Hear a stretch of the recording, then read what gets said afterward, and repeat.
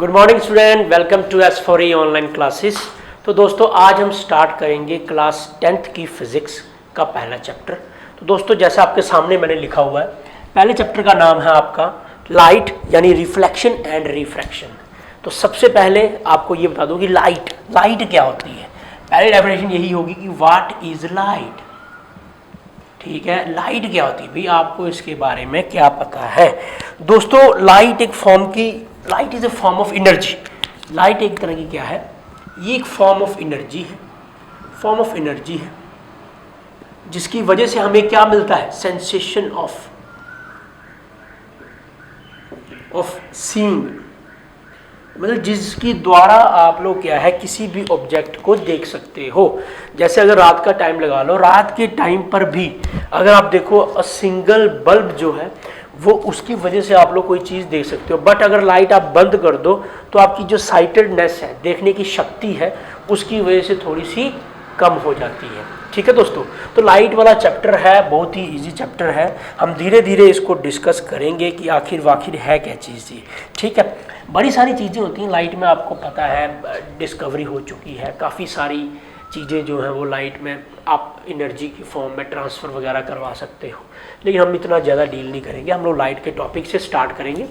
Light एक energy है, forms of energy को लेकर स्टार्ट करेंगे, देन हमारा टॉपिक जो है वो धीरे धीरे कवर होता जाएगा। चलिए दोस्तों स्टार्ट करते हैं। तो लाइट जैसा कि हमने पढ़ लिया, लाइट एक फॉर्म ऑफ एनर्जी हो गई भाई। लाइट क्या है, एक फॉर्म ऑफ एनर्जी हो गई। एनर्जी क्या होगी, तो दोस्तों लाइट क्या चीज़ है। लाइट में आपको बेसिकली जो है वो 3 कंपोनेंट मिल जाते हैं लाइट के। ठीक है दोस्तों, सबसे पहले आपको मिलेगा सोर्स, नंबर 2 आपको मिल जाएगा, एक आपको मिल जाएगा सोर्स, एक आपको मिल जाएगा मीडियम, और एक आपको मिल जाएगा रे। तो दोस्तों बहुत ही इजी टॉपिक है। लाइट बेसिकली जो है वो कंसिस्ट करती है आपका कम से कम 3 कंपोनेंट से। तो पहला कंपोनेंट, जैसे मैंने आपको बताया कि पहला कंपोनेंट जो है वो है सोर्स। दोस्तों सोर्स क्या है, सोर्स होगा कि भाई ये एक ऑब्जेक्ट हो सकता है, या कोई एक चीज़ हो सकती है जहाँ से आपको लाइट जो है वो इमिट होनी है, यानी लाइट जो है वो आनी है। लाइट आनी है, पर लाइट किस तरह से आ सकती है, लाइट कैन भी किसी भी तरीके से आपको लाइट मिल सकती है। इसमें भी 2 चीज़ें आती हैं। लाइट का जो सोर्स होगा जहाँ से आपको लाइट मिलनी है, it can be natural source और it can be man made, यानी लाइट का सोर्स जो है वो आपका नेचुरल सोर्स भी हो सकता है, जैसे सन हो गया, सन इज ए नेचुरल सोर्स। और मैन मेड में आप जो मर्जी लगा लो, इलेक्ट्रिक बल्ब लगा लो, जैसे ये आ गया, इसकी एग्जांपल लिखूंगा मैं सनलाइट, इसकी एग्जांपल मैं लिखूंगा बल्ब, टॉर्च, ईटीसी। यानी ये सोर्सेज जो होंगे वो मैन ने खुद अपनी ज़रूरत के हिसाब से जो है वो बनाए होंगे। ठीक है, तो ये छोटा सा कंपोनेंट जो लाइट के हम लोग बेसिकली 3 कंपोनेंट डिस्कस कर रहे हैं, उसमें से ये पहला कंपोनेंट है सोर्स। तो सोर्स एक तरह का ऑब्जेक्ट है, एक तरह की थिंग है जहाँ से लाइट ने जो है वो इमिट करना है। चलिए आगे पढ़ेंगे। नाउ सेकंड टॉपिक जो इसी के साथ है, सेकंड कंपोनेंट, वो है मीडियम। तो दोस्तों मीडियम होगा, ये वो कंपोनेंट है, या ऐसे बोल सकते हो मीडियम एक सबस्टांस है through which light has to pass, कि ये वो मीडियम है जिसके द्वारा या जिसके अंदर से लाइट ने जो है वो पास करना है। हाँ बिल्कुल सही कहा आपने। ठीक है, तो इसके आगे 3 तरह के जो है वो आपको मिल जाएंगे मीडियम। ठीक है दोस्तों, ध्यान से देखिए आप लोग। सबसे पहले आपको मिलेगा ट्रांसपेरेंट। ठीक है, ट्रांसपेरेंट का मतलब क्या हुआ, ये एक मीडियम होगा जिसके द्वारा लाइट जो है वो प्रोपेगेट इजीली कर जाएगी, इजीली प्रोपेगेट हो जाएगी, यानी इसके अंदर से लाइट जो है वो पास कर जाएगी।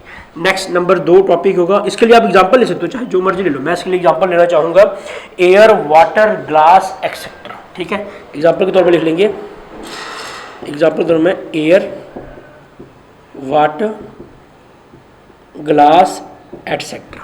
दोस्तों ठीक है, चलिए आगे देखेंगे। आगे नेक्स्ट टॉपिक इसी के साथ होगा, दैट इज ट्रांसलूसेंट। देखो दोस्तों, ट्रांसलूसेंट आपने पहले भी पढ़ा है, ये वो वाले मीडियम होगा जिसके द्वारा लाइट जो है आपकी प्रोपेगेट नहीं करेगी, यानी रुक जाएगी। प्रॉपरली तो नहीं रुकेगी लेकिन रुक जाएगी। इसके लिए एग्जांपल क्या लेंगे हम लोग, वुड। ठीक है, वुड के अंदर से लाइट नहीं पास करती है, तो सॉरी वुड के अंदर तो टोटली नहीं करेगी, sorry I am very sorry. इसके लिए एग्जांपल लेंगे पेपर। पेपर ले लिया, ग्राउंड ग्लास ले लिया, एटसेट्रा। यानी ये लाइट को पास करेंगे, लेकिन लाइट इसमें जो पास करेगी वो पार्शली पास करेगी। पार्शली मतलब टोटली पूरी इजीली से नहीं, आधी पास कर जाएगी, आधी इसमें एनर्जी लॉस हो जाएगी। ठीक है दोस्तों, नेक्स्ट आ गया आपका ओपेक। भाई ओपेक सब्सटेंस या ओपेक मीडियम वो वाला मीडियम होगा भाई जिसके द्वारा आपकी या जिसके अंदर से लाइट आपकी जो है वो पास ही नहीं करेगी। लाइट जो है वो आपकी पास ही नहीं करेगी, यानी ये लाइट को आगे पीछे अपने अंदर से नहीं जाने देगा। एग्जाम्पल के लिए आप ले सकते हो वुड, ठीक है, मेटल्स ले सकते हो आप, एटसेट्रा। ठीक है दोस्तों, बहुत ही इजी टॉपिक है ये, आपने ध्यान से समझना। ठीक है, अच्छा, next the topic is about a ray of light.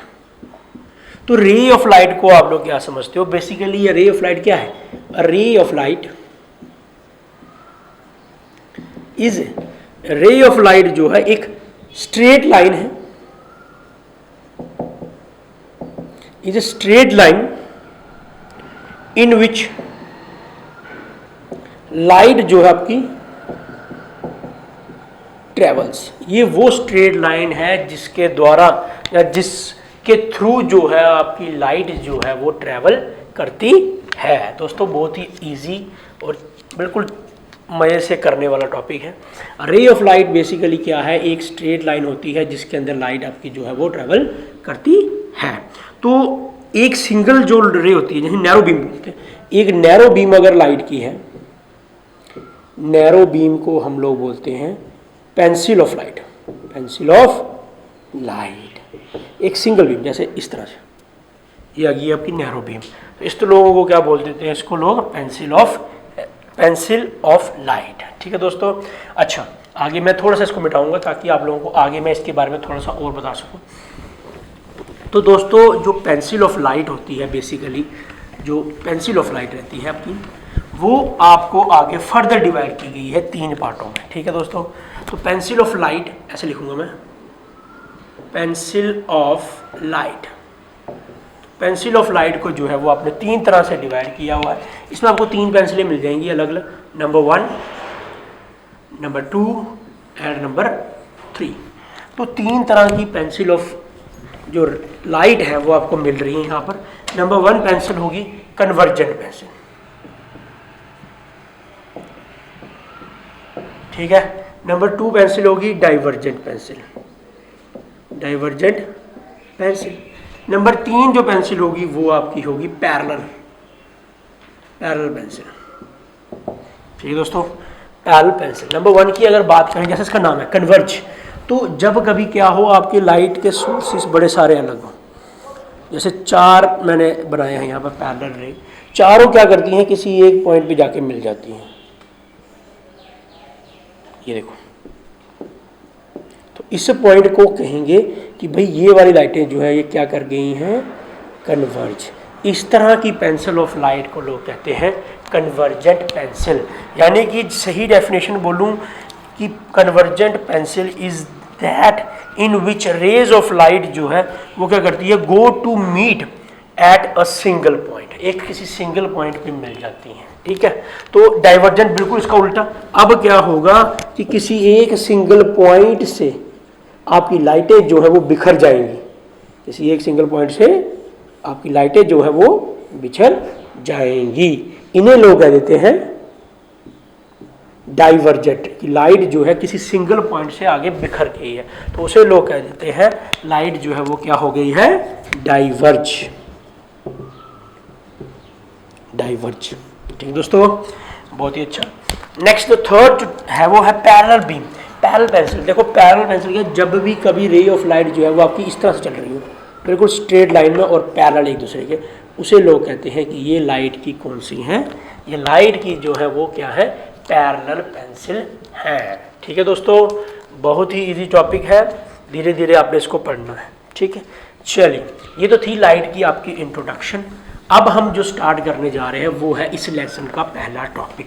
पहले टॉपिक में क्या है, आपको बहुत ही इजी टॉपिक है। पहला टॉपिक है आपका what is reflection of light. Reflection of light. दोस्तों, रिफ्लेक्शन जैसे आपने नाम पढ़ा, आपको पूरा दिमाग में सेट आ गया कि रिफ्लेक्शन है क्या। बेसिकली ये क्या है, एक प्रोसेस है, प्रोसेस, और आप इसको फिनोमिना भी बोलते हैं, फिनोमिना है of bouncing back of incident light, ठीक है। जब भी कभी क्या हो, आप लाइट मारो, वो किसी सरफेस पे टकराने के बाद जो है किसी एंगल पर वापस चले जाए, उसे लोग कहते हैं कि क्या हो गई है दोस्तों, रिफ्लेक्शन ऑफ लाइट जो है वो हो गई है। अच्छा, रिफ्लेक्शन के अंदर, इन रिफ्लेक्शन में, रिफ्लेक्शन के अंदर क्या होता है आपका, लाइट जो है, लाइट चेंजेस, लाइट जो है वो क्या करती है, चेंजेस करती है विदाउट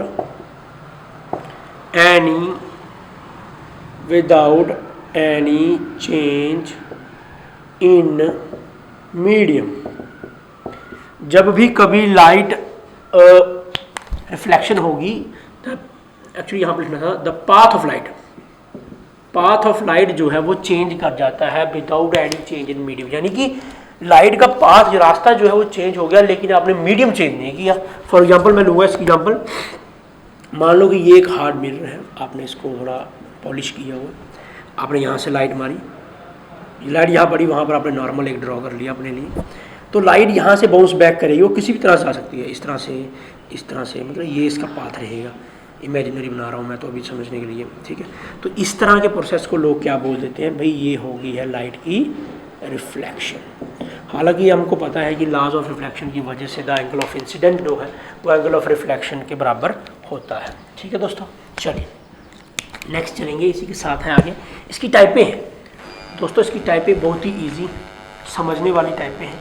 टाइपें क्या है कि आपको रिफ्लेक्शन जो है वो दो तरह की मिलती है। एक मिलती है रेगुलर रिफ्लेक्शन,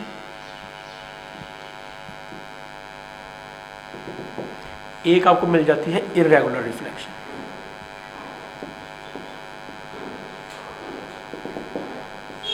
ठीक है, अगर मैं बात करूं रेगुलर रिफ्लेक्शन की, जब आपका रिफ्लेक्टिंग सरफेस जो है वो बड़ा ही स्मूथ हो, ठीक है। किस तरह से, देखिए ये डायग्राम देखिए आप लोग, सपोज करो ये एक सरफेस है, बहुत ही बिल्कुल सीधा सीधा सरफेस है, पॉलिश किया गया है साथ में अच्छे से। आपने क्या किया, यहाँ से एक लाइट मारी, ये कुछ लाइट इस तरह से लगी, लाइट होने के बाद यहाँ से सीधे चली वापस, दिस वन। दोबारा एक लाइट और मारी आपने, वो भी यहाँ लगी और उसके बाद चलेगी वापस चलेगी। आप देख रहे हो कि लाइट में कोई भी खराबी नहीं आ रही है, क्योंकि सरफेस जो है बड़ा स्मूथ है। तो ये कुछ इस तरह से, इसे लोग कह देते हैं कि ये जो आपकी रिफ्लेक्शन हो रही है, ये सारी की सारी क्या है, रेगुलर रिफ्लेक्शन हो रही है, क्योंकि जो सरफेस जिसके ऊपर लाइट पड़ रही है वो बहुत ही ज़्यादा स्मूथ है और बहुत ही अच्छा है, ठीक है। इसे लोग कहते हैं रेगुलर रिफ्लेक्शन। लेकिन अगर आप जिस जगह पर लाइट डाल रहे हो सरफेस, वो सरफेस कुछ इस तरह से, यानी कि the surface is not smooth. अब सरफेस आगे पीछे टेढ़ा मेढ़ा है, देखिए मैंने यहाँ पर बनाया भी हुआ है, आप ध्यान से देख लें एक बार तो आपको पता चल जाएगा। एक लाइट रे यहाँ पड़ी, वो तो चलेगी इधर, लेकिन जो लाइट रे इधर पड़ी उसके लिए डिस्टेंस ज़्यादा हो गया, तो वो कुछ इस तरह से चली जाएगी। तो और कोई लाइट पड़ेगी तो वो कुछ शायद इस तरह से चले जाए। तो आपने ये देखा कि इस केस में चलो ये मान लिया कि हमने ये बिल्कुल अच्छा बना है, रेगुलर रिफ्लेक्शन हुई है, लेकिन अगले ही पल जो है डिस्टेंस बढ़ने की वजह से रिफ्लेक्शन कुछ और तरीके की हुई है।